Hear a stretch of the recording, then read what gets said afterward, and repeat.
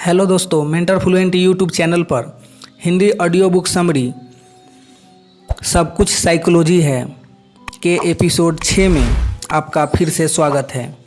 जितने मनुष्य उतनी साइकोलॉजी। अब यह बात आपकी समझ में आ ही गई होगी कि जैसे पानी कहीं का भी हो, उसकी सारी बूंदों की तीनों साइकोलॉजी एक सी ही होती है। वैसे ही मनुष्य कहीं का भी हो, उसकी भी तीनों साइकोलॉजी एक सी ही होनी चाहिए।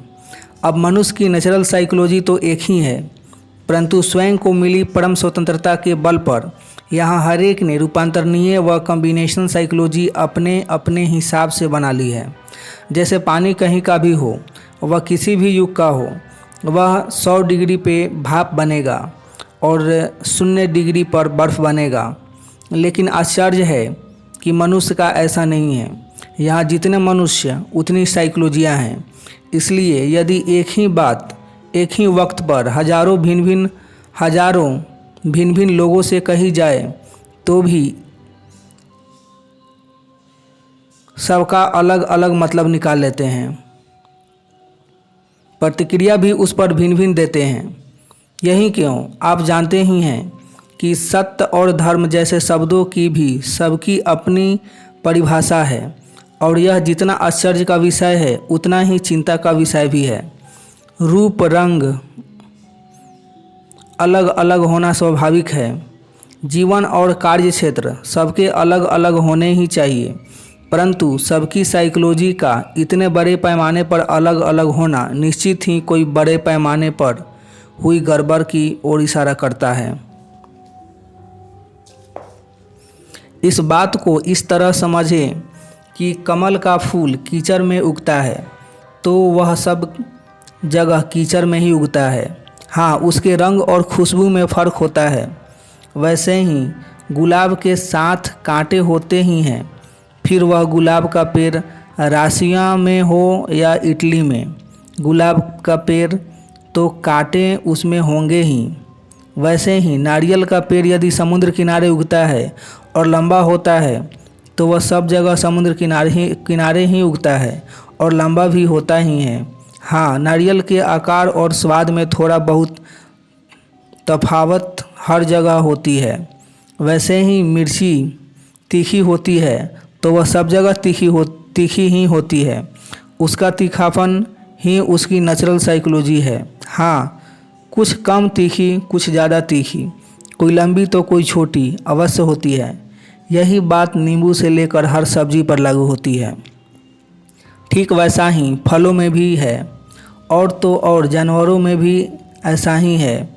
यदि शेर, बाघ, चीता या इत्यादि खूंखार हैं, फिर चाहे वे अफ्रीका के जंगल में हो या भारत के जंगल में हो, हाँ, उनके रूप और आकार में जगह के हिसाब से फ़र्क अवश्य होता है। यदि बंदर कूदते हैं तो सभी जगह के बंदर कूदते हैं। फ़र्क इतना ही होता है कि कोई काले मुंह वाले होते हैं तो कोई लाल मुंह वाले। कुछ ज़्यादा कूद लेते हैं तो कुछ कम कूदते हैं। वैसे ही मनुष्यों में भी गोरे, काले या नाटे, लंबे होते ही हैं। यह कोई अड़चन की बात नहीं, लेकिन मूल बात यह कि पूरी प्रकृति में पेड़ पौधों से लेकर जानवरों तक की नेचुरल साइकोलॉजी में कोई फ़र्क नहीं होता है। फ़र्क सिर्फ उनके रूप, रंग या आकार में बाहरी वातावरण के हिसाब से होता है। वैसे ही तमाम बाहरी तफावतों के बावजूद सभी मनुष्य की भी अपनी नेचुरल साइकोलॉजी में कोई फ़र्क नहीं होता है, और उसको अपनी नेचुरल साइकोलॉजी से हटना नहीं चाहिए। यानी आनंद, शांति, मस्ती, संतोष और सुकून उसकी साइकोलॉजी से लगातार बहते ही रहने चाहिए। आत्मविश्वास, ध्यान, इंटेलिजेंस, क्रिएटिविटी वगैरह उसके नेचुरल गुण होने ही चाहिए। परंतु मनुष्य भटक गया। आर्टिफिशियल साइकोलॉजी ओढ़ने के कारण सुख का अनुभव कराने वाले और सफलता के शिखरों पर पहुंचाने वाले सारे गुण उसने खो दिए। अब यह तो हो ही गया, परंतु मनुष्य ने कमाल दिखाना फिर भी नहीं छोड़ा। फिर तो उसने रूपांतरणीय साइकोलॉजी और कॉम्बिनेशन साइकोलॉजी अपने अपने हिसाब से ओढ़ना शुरू कर दिया। यह और भी दुखद परिणाम लेकर आया। दूसरी तरफ देखा जाए तो एक मनुष्य को छोड़कर किसी ने अपनी नेचुरल कॉम्बिनेशन या रूपांतरणीय साइकोलॉजी भी कभी नहीं बदली। इस बात को ऐसे समझो कि पानी 100 डिग्री पर भाप बनता है तो वह भारत में भी बनता है और अमेरिका में भी, जापान में भी बनता है और रसिया में भी। यानी पानी ने अपनी रूपांतरणीय साइकोलॉजी कभी नहीं बदली। वैसे ही पेट्रोल आग भड़काता है तो सब जगह पे पेट्रोल आग भड़काता है, यानी वह अपनी रूपांतरणीय साइकोलॉजी कहीं नहीं बदल रहा। वैसे ही यदि कॉम्बिनेशन साइकोलॉजी की बात करूं तो हाइड्रोजन के 2 अणु और ऑक्सीजन का 1 अणु मिलकर पानी बनाता है, तो वह सब जगह पानी बनता है। चांद और मंगल पर भी यदि हाइड्रोजन के 2 अणु के साथ ऑक्सीजन का 1 अणु मिलाया जाए तो पानी बनेगा ही। कहने का तात्पर्य प्रकृति की किसी भी वस्तु ने ना तो रूपांतरणीय साइकोलॉजी और ना ही कॉम्बिनेशन साइकोलॉजी कभी परिवर्तित की है, और उसके परिणाम स्वरूप प्रकृति की तमाम चीज़ें उसे भी दृढ़तापूर्वक अपनाए हुए ही हैं। और इसलिए खरबों खरबों प्रकार की भिन्न भिन्न और विरोधाभासी साइकोलॉजी मौजूद होने के बावजूद प्रकृति में सब कुछ ठीक चल रहा है। परंतु मनुष्य ने जितनी बुद्धियाँ उतनी कॉम्बिनेशन साइकोलॉजी उत्पन्न कर दी है, और इसी से वह बड़ी बुरी तरह फंस गया है। इसे ऐसा समझें कि एक मनुष्य की कोई बेइज्जती करता है, यानी बेइज्जती करने वाले मनुष्य से उसकी कॉम्बिनेशन साइकोलॉजी पैदा हुई और उसे 10 दुख हुआ। दूसरी तरफ लाखों अन्य मनुष्यों की भी रोज़ बेइज्जती हो रही है, परंतु बेइज्जती होने पर उन सबको 10 दुख नहीं हो रहा है। किसी को 5 हो रहा है तो किसी को 20 हो रहा है। वैसे ही यदि किसी पर कोई निगेटिव कमेंट किया जाए तो किसी को 10 क्रोध आ रहा है तो किसी को 20। ठीक इसी तरह यदि व्यवसाय में नुकसान होता है तो किसी को 10 चिंता पकड़ती है तो किसी को 20, और किसी को 50 भी पकड़ लेती है। वैसे ही सर में दर्द हो या पेट में दर्द हो या कोई अन्य बीमारी ही क्यों न पकड़ी हो, हर एक के तकलीफ़ की तीव्रता अलग अलग होती है। किसी की माताजी बीमार हो या पिताजी, हर एक को दुख और चिंता अलग अलग पकड़ती है। और ठीक वैसे ही किसी फिलोसफर को सुना जा रहा हो या किसी साइकोलॉजिस्ट को पढ़ा जा रहा हो, हर एक पर उसका असर अलग अलग होता है। और कई बार तो ऐसा भी होता है कि एक व्यक्ति कुछ लोगों को साधु नज़र आता है और वही व्यक्ति दूसरे को शैतान सा भासता है। और ऐसा 1-2 मसलों में या 1-2 के साथ नहीं हो रहा है, बल्कि सभी मामलों में सभी के साथ हो रहा है, क्योंकि अपने ढंग से कॉम्बिनेशन करने के कारण जितने मनुष्य उतने प्रकार की आर्टिफिशियल साइकोलॉजी पैदा हो गई है।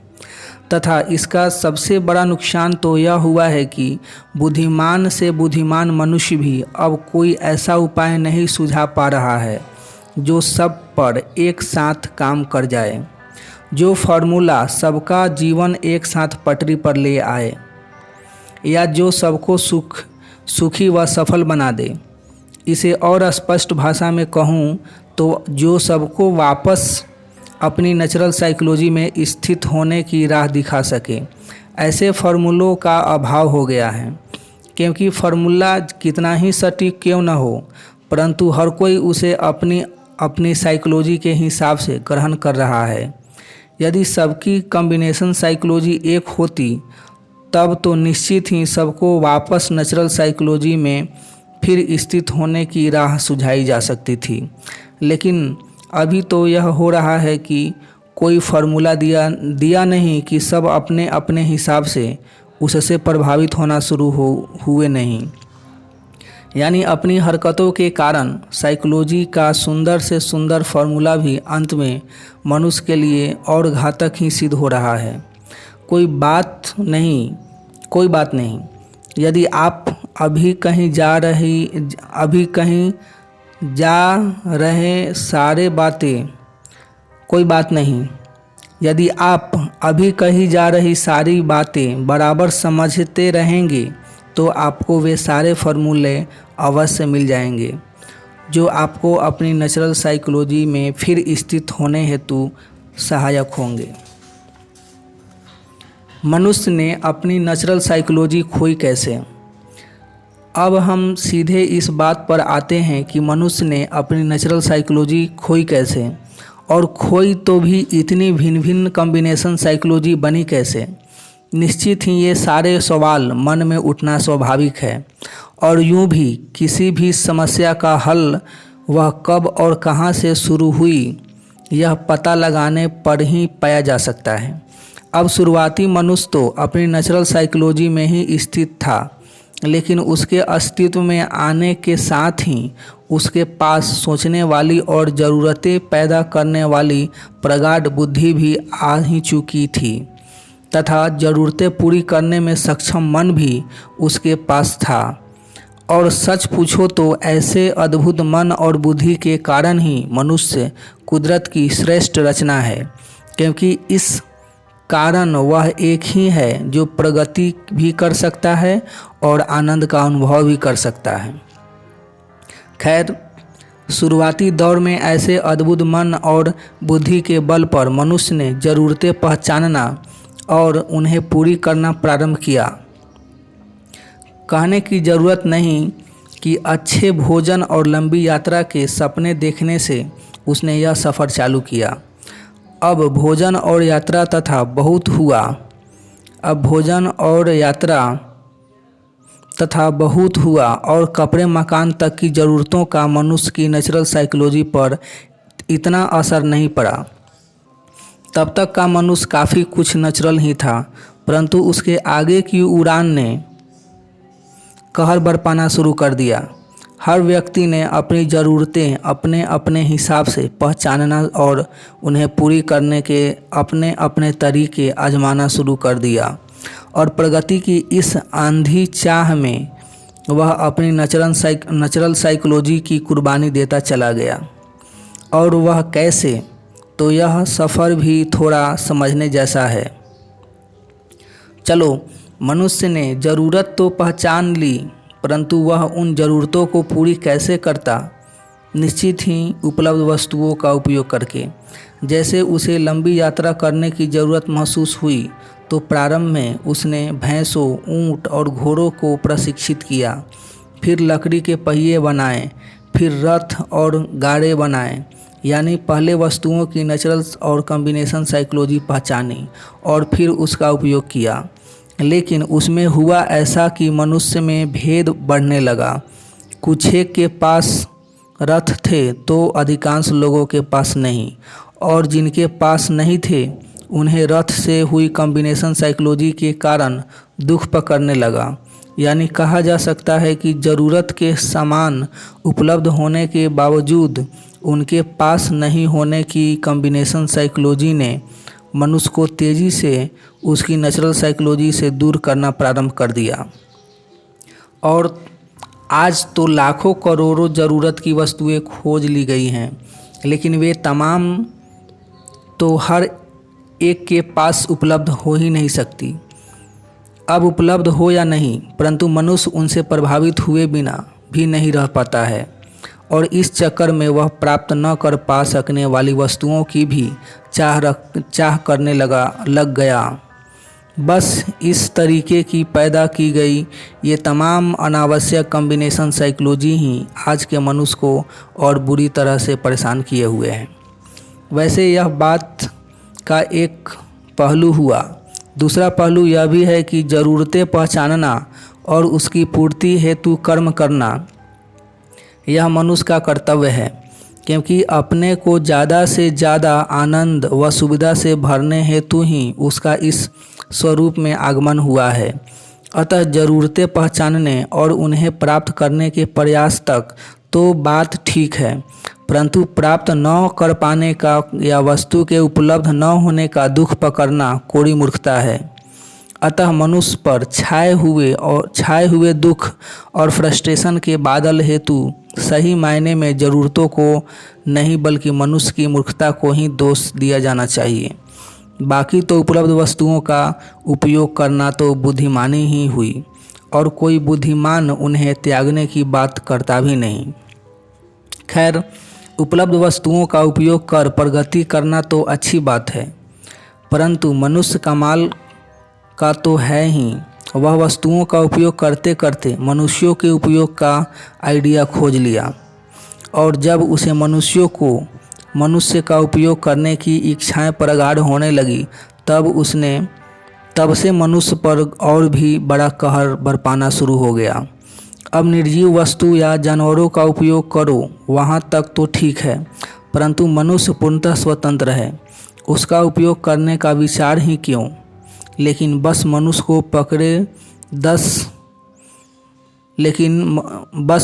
को पकड़े इस एक अहंकार के कारण मनुष्य ही आज मनुष्य का सबसे बड़ा शत्रु हो गया है। मनुष्य का शत्रु होने की यह शुरुआत भी बड़ी रसप्रद है। जब कुछ ज्ञानी नेचुरल साइकोलॉजी में स्थित प्रसंचित व्यक्तियों ने आम मनुष्यों को बढ़ती ज़रूरतों के चक्कर में बात बात पर दुख और चिंता झेलते देखा तो उन्होंने उसे दूर करने हेतु मन को नियंत्रण में रखने के उपाय सुझाना प्रारंभ कर दिया। अब उसकी भावना तो शुद्ध थी, लेकिन उनके विचारों और आम मनुष्यों के कॉम्बिनेशन ने इससे उन्हें लोभ और भय पकड़ाना शुरू कर दिया। उधर विचारों का मनुष्यों पर ऐसा प्रभाव पड़ता देख लोगों पर शासन करने की चाह से भरे लोगों को तो इससे एक नया आइडिया ही मिल गया। उधर विचारों का मनुष्यों पर ऐसा प्रभाव पड़ता देख लोगों पर शासन करने की चाह से भरे लोगों को तो इससे एक नया आइडिया ही मिल गया। फिर तो उन्होंने भगवान और स्वर्ग नर्क तथा पूजा पाठों की कल्पना कर लोगों को डरा डरा कर गुलाम बनाना शुरू किया। इधर दुख और चिंता के मारे लोग दुखों से छुटकारा पाने हेतु उनके प्रभाव में आना शुरू भी हो गए और जो बात ज्ञानियों द्वारा अच्छी भावना से प्रारंभ की गई थी, क्रूर व शासन करने के इच्छुक अज्ञानियों ने इसमें लोभ और भय का तड़का लगाकर अपने स्वभाव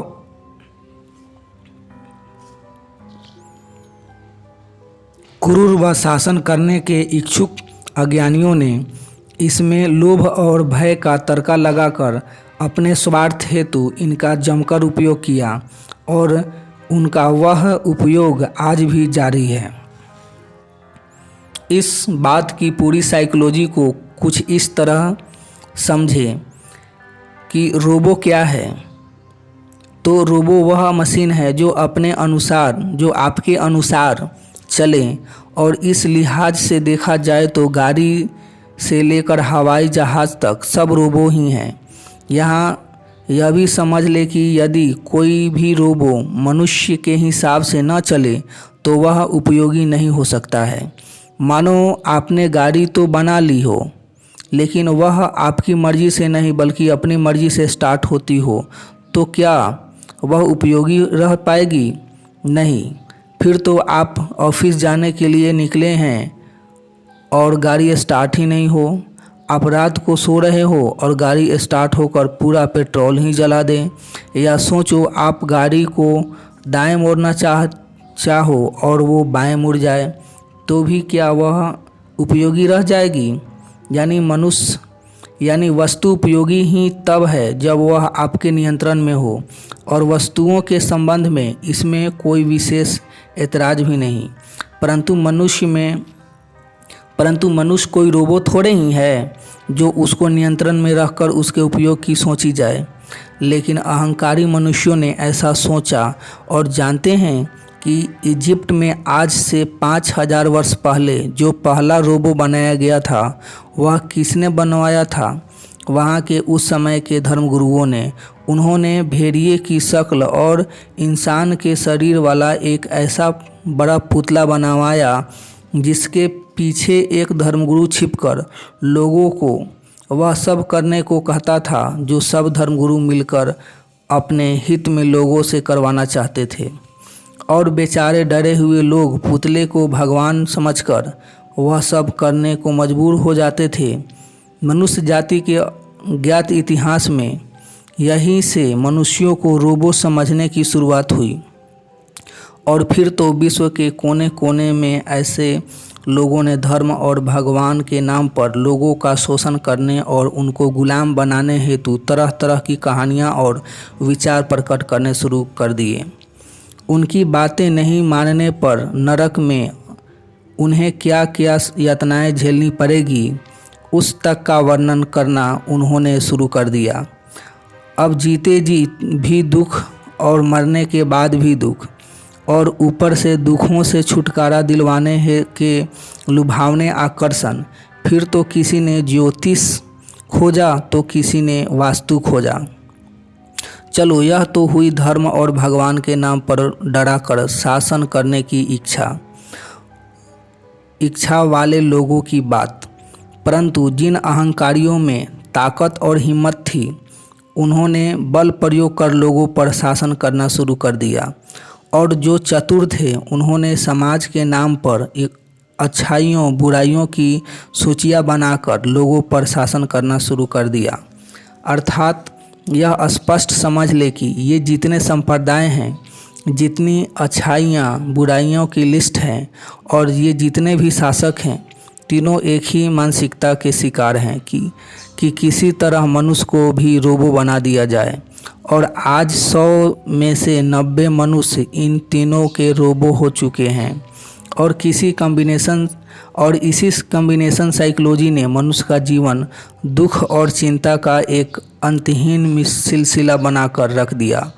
क्योंकि जो मनुष्य पूर्ण स्वतंत्र था, जिसके पास अपने मन और बुद्धि थे, वह यदि रोबो हो जाए तो दुखी ही रहेगा, असफलता उसका भाग्य हो ही जाएगा। अब यहाँ तक कि खाना खराबी भी निपटी जा सकती थी, परंतु इन अहंकारी और स्वार्थी तत्वों ने ऐसा जाल बिछाया कि मनुष्य को हजारों हजार संप्रदायों, लाखों जातियों और करोड़ों विचार के जाल में उलझा दिया। और ये उलझाने वाले वे लोग हैं जो स्वयं नेचुरल साइकोलॉजी से कोसों दूर हैं। क्योंकि अपनी नेचुरल साइकोलॉजी में स्थित मनुष्य तो करुणा से भरा होता है, वह लोगों को तोड़ता नहीं जोड़ता है। वह तो सर्वहित में सबको मिलकर कार्य करने हेतु प्रेरित करता है होगा। अभी तो सिर्फ ऐसे लोगों को भी अकेले दोष देना गलत ही होगा, क्योंकि ताली हमेशा 2 हाथों से बजती है। वे भी बराबरी के दोषी हैं ही जो इनके माया जाल में फंस गए हैं। और इस पूरी बात का सबसे खतरनाक पहलू तो यह कि आज अधिकांश लोग किसी न किसी जाल में फंसे हुए ही हैं।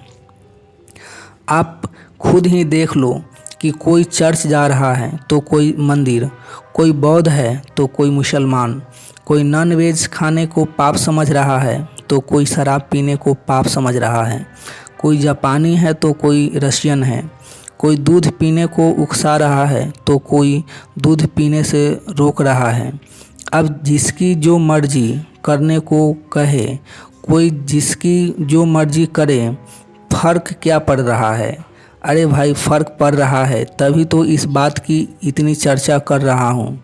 फ़र्क यह पड़ रहा है कि इतने विभाजन में जी रहे मनुष्यों का सामूहिक इलाज हो भी तो कैसे? इतनी भिन्न भिन्न कॉम्बिनेशन साइकोलॉजी में जी रहे मनुष्यों को कोई एक अच्छी साइकोलॉजिकल गोली असर करे भी तो कैसे? लेकिन असर तो करवाना ही पड़ेगा, इलाज तो खोजना ही पड़ेगा। इतनी बड़ी मनुष्यता को सुख और शांति से जीवन गुजारने के मौलिक अधिकार से वंचित होते भी तो नहीं देखा जा सकता। वैसे तो हजारों महापुरुषों ने इसकी कोशिश करी ही है। एक इलाज हम भी खोजते हैं। अब यदि ऐसा इलाज कहा जाए जो सब पर समान रूप से लागू हो तो वह एक ही है और वह मेहरबानी कर उसे बड़े ध्यान से समझ लेना। अब आपने यह तो समझ ही लिया कि नेचुरल साइकोलॉजी खोना तमाम दुखों का मूल्य है।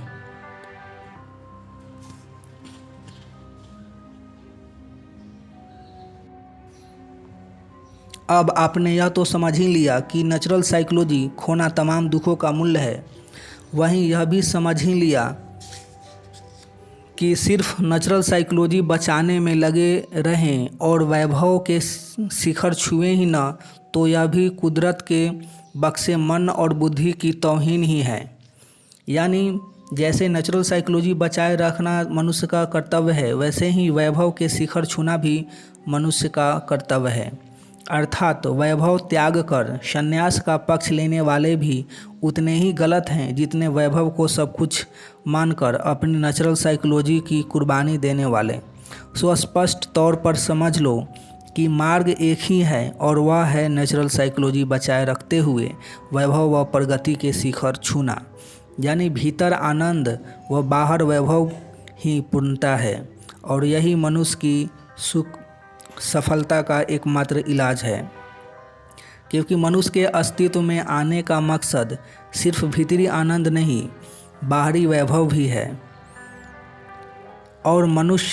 और यह शिक्षा सिर्फ भगवद गीता, लाओ त्सो के सूत्र व अष्टावक्र की गीता में मिलती है। मैं भी सिर्फ यही सिखाता हूँ, क्योंकि मनुष्य की सुख सफलता का इसके अलावा दूसरा कोई इलाज नहीं और यही बात सबको मान्य हो सकती है। यह भी समझ लो कि आज की सारी प्रगति इसी बात पर आधारित है कि सफल वैज्ञानिक हो या व्यवसायिक, कलाकार हो या साहित्यकार, इनमें से अधिकांशों ने अपनी नेचुरल साइकोलॉजी बचाए रखते हुए ही सफलताओं के शिखर छुए हैं। सच तो यह है कि बगैर अच्छी खासी मात्रा में नेचुरल साइकोलॉजी संभाले रखे हुए कोई बड़ी सफलता पा ही नहीं सकता। मनुष्य की नेचुरल साइकोलॉजी उसे नेचुरल तौर पर प्रगति के मार्ग पर लगाती है। सो आगे हम नेचुरल साइकोलॉजी संभाले रखते हुए कैसे सुख सुविधा तथा सफलता के शिखर छूना उस पर चर्चा करेंगे। रूपांतरणीय व कॉम्बिनेशन साइकोलॉजी बनाने से बचने के उपाय। रूपांतरणीय व कॉम्बिनेशन साइकोलॉजी बनाने से बचने के उपाय। अब तक आप इतना तो समझ ही गए होंगे कि मनुष्य को प्राप्त मन बुद्धि के कारण मनुष्य ज़रूरतें पहचानता है व उन्हें पूरा करने में भिड़ जाता है और इसी से इच्छाएं पैदा होती हैं और फिर वे इच्छाएं ही मनुष्य को भांति भांति की रूपांतरणीय व कॉम्बिनेशन साइकोलॉजी ओढ़ने पर मजबूर करती हैं। लेकिन मनुष्य चाहे जो कर ले, वह मन बुद्धि के स्वतंत्र अस्तित्व के कारण ज़रूरतें पहचानने व बढ़ाने से बच नहीं सकता। उसमें कोई अपवाद नहीं है। यानी मनुष्य कोई वह कैसा भी हो तथा किसी भी युग का हो, उसने कम या ज़्यादा अपनी नेचुरल साइकोलॉजी खोई ही है। यहाँ तक कि बुद्ध, कृष्ण, क्राइस्ट सभी ने इसे खो कर ही पाई है। आप यह भी जानते ही होंगे कि मनुष्य की नेचुरल साइकोलॉजी तमाम इच्छाओं से मुक्त होती है। इसलिए पुरानी से पुरानी साइकोलॉजी में इच्छा को मनुष्य का सबसे बड़ा शत्रु कहा गया है तथा इच्छा मुक्त मनोदशा को सर्वश्रेष्ठ मनोदशा कहा गया है। हालांकि नेचुरल साइकोलॉजी खोने की प्रथम स्टेप स्वाभाविक है, परंतु इस स्वाभाविक रूपांतरण के बाद आगे कॉम्बिनेशन साइकोलॉजी बनाने से बचा जा सकता है। इसे आगे बढ़ने से रोका जा सकता है। और कैसे? तो उसके दो उपाय हैं और वे दोनों एकदम सीधे और सरल हैं। प्रथम उपाय समझने हेतु सोचो यह कि इस नेचर में करोड़ों तरह के पदार्थ और वस्तुएं हैं, जैसे पानी, गैस, लोहा, पोटेशियम, लकड़ी वगैरह। लेकिन जैसा कि मैं समझा चुका हूँ कि पानी कहीं पर भी हो वह बहता ही है, लोहा कहीं पर भी हो और कहीं का भी हो आग से पिघलता ही है, वैसे ही फल फूल कुछ भी हो जिस प्रकार के हैं, या कहूँ कि जो उनकी नेचुरल रूपांतरणीय या कॉम्बिनेशन साइकोलॉजी है, वह सब जगह सब समय पर एक सी ही रहती है। ठीक वैसे ही शेर कहीं का भी हो और कैसा भी हो, दूसरे जानवर ही उसका भोजन है, और गाय कहीं का भी हो, वह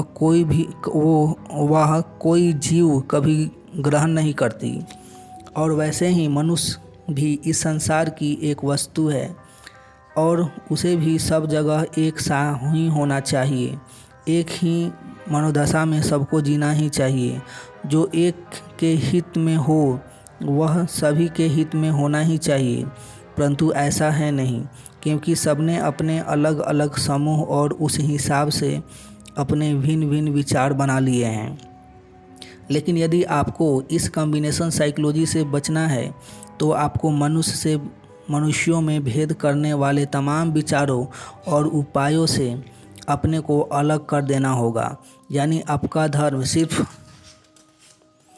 मनुष्य इंसानियत, न हिंदू न मुस्लिम, ब्रह्मांड आपका विश्व, न चीन व न रसिया, यानी उधार के कोई विचार या उपाय जो तोड़ कर रख देते हो, आपको अपनानी ही नहीं है। दूसरी बात आती है जाति पसंद की, और वहाँ सबकी पसंद अलग अलग होना लाजमी है और उसमें कोई एतराज़ भी नहीं, परंतु उसमें भी दूसरा गलत ऐसा कभी नहीं सोचना है। यह क्या कि वेज अच्छा और नॉन वेज बुरा। अरे आप इंसान हैं, स्वतंत्र हैं। कुदरत की लीला में सभी मनुष्यों की नेचुरल साइकोलॉजी समान है, परंतु फिर भी सबके जीवन भिन्न भिन्न हैं। बुद्ध, कृष्ण, क्राइस्ट, मोहम्मद सभी नेचुरल साइकोलॉजी में स्थित थे, फिर भी सभी के जीवन देख लो, सर्वथा एक दूसरे से भिन्न थे। आपके पास अपने मन और बुद्धि हैं, अतः जो आपको पसंद हो वह आपके लिए अच्छा है। बाकी दूसरों को पसंद से आपको क्या लेना देना। वैसे ही सब पढ़ो, सब जानो और सब समझो, फिर उसमें से जो आपको अपने लिए उत्तम जान पड़े उसे अपना लो बस। फिर दूसरे को कुछ अन्य पसंद हो या उसके विचार अलग हों तो आपका क्या। यूँ भी हर आदमी स्वतंत्र है और उसके जीवन उद्धार की जवाबदारी भी उसकी स्वयं की ही है। सो उसके विचार और उसकी पसंद के परिणाम वो जाने। आप पक्ष विपक्ष में पड़ने से बचें। आप सिर्फ अपने विचार और अपनी पसंद पर ध्यान दें, क्योंकि उसका आपको भुगतना है। हाँ, किसी को अच्छे विचारों या अच्छी पसंद के लिए समझा सकते हो तो उसमें कोई बुराई नहीं है, परंतु अच्छे बुरे या गलत सही की तकरार में नहीं पड़ना है। यानी कुल मिलाकर कहूँ तो यदि आप इन कॉम्बिनेशन साइकोलॉजी से बचकर जीवन में सुख और सफलता के शिखर छूना चाहते हैं तो एक तो सबसे पहले मनुष्य को मनुष्यों से विभाजित करने वाली तमाम शिक्षाओं को नकार दें, और दूसरा, जैसे आपकी पसंद आपको प्यारी है वैसे ही यह मानकर चलें कि दूसरे को भी उसकी पसंद प्यारी ही है, लेकिन वह पर्सनल है, सामूहिक नहीं। समूह एक साथ उपवास करे या मस्जिद जाए तो गलत। यह भेद की शिक्षा हुई। पसंद नापसंद जाति मामला हुआ, यानी संयुक्त व स्वयं दोनों सत्य।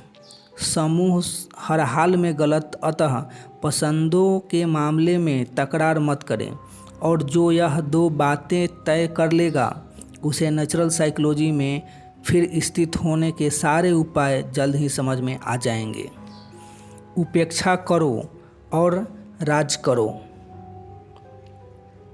मैंने अब तक बताया कि मनुष्य की जो नेचुरल साइकोलॉजी है, यदि मनुष्य उसमें स्थित रहता है तो सुख और सफलता उसका भाग होता ही है, परंतु मनुष्य मन और बुद्धि के दुरुपयोग के कारण अपनी अलग अलग कॉम्बिनेशन साइकोलॉजी बनाता चला जा रहा है और उस कारण वह अपनी नेचुरल साइकोलॉजी से भटक गया है तथा इसी कारण उसके जीवन में इतने संकट हैं। मैंने यह भी बताया कि मनुष्य पर शासन करने की इच्छा से भरे अहंकारियों ने हजारों तरकीबें निकालकर कभी धर्म के नाम पर तो कभी समाज के नाम पर और कभी जात पात व राष्ट्र के नाम पर डरा डरा कर उनकी कॉम्बिनेशन साइकोलॉजी को और विकृत कर दिया है। अब यहाँ समझने लायक बात यह है कि मनुष्य कुदरत की एकमात्र वो सत्ता है जो पूर्ण रूप से स्वतंत्र है, तो फिर उसे कोई कितनी ही डराए या कितना ही लोभ क्यों न पकड़ाए, वह अपनी मर्जी के बगैर किसी भी कॉम्बिनेशन साइकोलॉजी का शिकार हो ही कैसे सकता है। मनुष्य कोई ऑक्सीजन तो है नहीं कि कोई उसे पकड़कर हाइड्रोजन के 2 अणु से मिलाकर पानी में रूपांतरित कर जाए। कोई चाहे कुछ बोले या लाख प्रयत्न करे, परंतु उससे कॉम्बिनेशन बनाना कि नहीं, यह स्वतंत्रता तो आपके हाथ में होती ही है। समझो, माता पिता, परिवार, समाज और आपके धर्मगुरु लाख आपसे कहें कि आप हिंदू हैं, परंतु आपको हिंदू होना कि नहीं, यह आपके ही हाथ में है। आप चाहे तो उनकी बातों की उपेक्षा कर अपनी समझ से निर्णय ले ही सकते हैं। आप स्वतंत्र हैं और आप पर कोई ज़बरदस्ती नहीं कर सकता। आपको जो बात समझ में नहीं आती उस बात की आप उपेक्षा कर ही सकते हैं। बस एक बार यह अवॉइड करना सीख जाएं, फिर बड़ी आसानी से आप तमाम तरीके की उटपटांग कॉम्बिनेशन साइकोलॉजी से स्वयं को बचा ही लेंगे। कोई लाख आपका अपमान कर रहा हो, परंतु उस अपमान से कोई कॉम्बिनेशन बिठाना कि नहीं, यह तो आपके ही हाथों में होता है। आप अवॉइड कर देंगे तो आपको दुख नहीं होगा। बस ऐसा ही एक नहीं, सभी मामलों में है। यह अवॉइड करते आ जाना एक जादू है। आप पर निर्णय कोई थोप नहीं जाना चाहिए। आपका हर निर्णय पूर्णतः आपका ही होना चाहिए। कुल मिलाकर कहूँ तो कॉम्बिनेशन साइकोलॉजी के दुष्परिणाम से बचने का यह एक अक्सर उपाय है। उपेक्षा करो और राज करो, यानी अवॉइड एंड रूल। मिलेंगे नेक्स्ट एपिसोड में, तब तक अपना ढेर सारा ख्याल रखें, लाइफ को एंजॉय करिए। आपका बहुत बहुत धन्यवाद।